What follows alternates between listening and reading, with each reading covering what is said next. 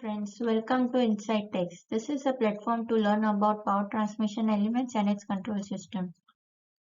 So friends, we have already seen different kinds of samples taken for oil testing of the transformer in our previous video, and today we will see what kind of oil testing are done for transformer. Transformer basically can be classified based on the insulation medium as a dry type transformer and oil filled transformer. Transformer itself is a very crucial and the most costliest equipment of the power system, hence continuously monitoring the health of transformer is very important. So we are going to learn about the oil type transformer, oil cooled transformer, and further it can be classified as mineral oil based and ester oil based. So today we are going to learn about testing of mineral oil type transformer. So why testing is required? As I said earlier, it is the most crucial equipment of the substation. So we have to continuously check the health of a transformer, and we have to take action for extension of life of the transformer based on the test results that we get. And also in case if there is some fault has occurred and if some problem is observed in the oil test taken, then diagnostics of the fault occurred in the transformer is also very important. So based on oil test and its result, we can do all these actions that are required for the extension of life of the transformer. So for mineral oil, generally two types of testing are done for transformer oil. First one is the routine oil testing and second is the DGA, that is dissolved gas analysis. So in today's video, we are going to learn about routine oil testing. So routine oil testing is done as per IS standards 1866-2017. There are different kinds of routine testing that we are going to learn in today's video. The first is breakdown voltage test, also called as BTV. Second is the water content that is in the oil, that is measured in ppm. Next is the neutralization value, that is also called as acidity test, and the unit is milligrams KOH per gram, that is potassium hydroxide per gram. Next is the sediment or sludge if it is present in the oil. Dielectric dissipation factor, that we commonly call as 10 delta. Specific resistance, resistivity at 90 degrees is measured. Interfacial tension at 27 degrees is measured. And last is the flash point of the transformer oil. Let us learn about breakdown voltage test. It is measured in kilovolts.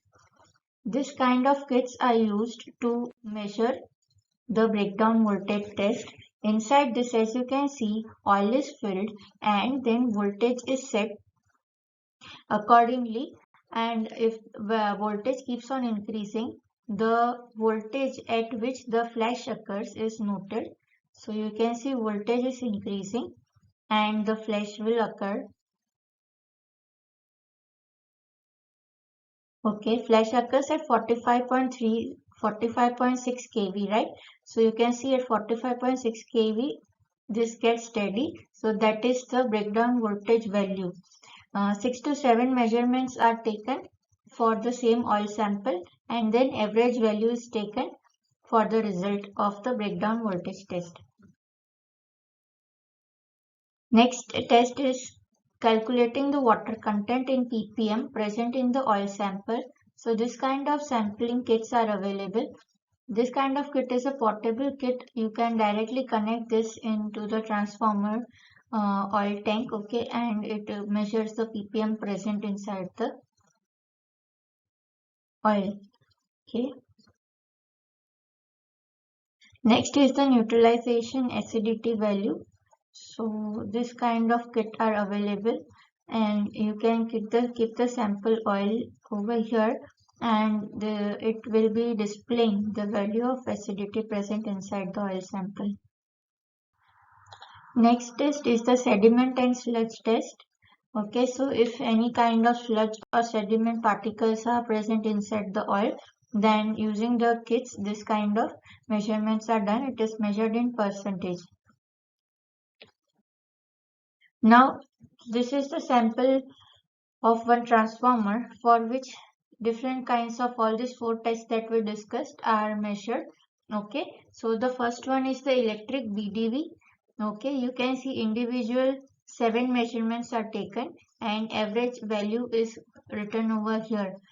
As per standard specifications, it should be more than 40, but we are getting 77, so this is a good value. Next is the water content in ppm. It should be highest allowed is up to 40. We are getting 11, so that is okay. Neutralization value, that is the acidity as we discussed, and its value should be maximum up to 0.3, but we are getting a very good value over here. Next is sediment and sludge. It should not be detected, so it is not detected. So this all results are okay. So friends, we have discussed 4 tests in this video and we will discuss next 4 tests in our next video. So keep watching our videos and enhance your knowledge. Also let us know if you have any comments in the queries in the comments below. Keep watching. Thank you.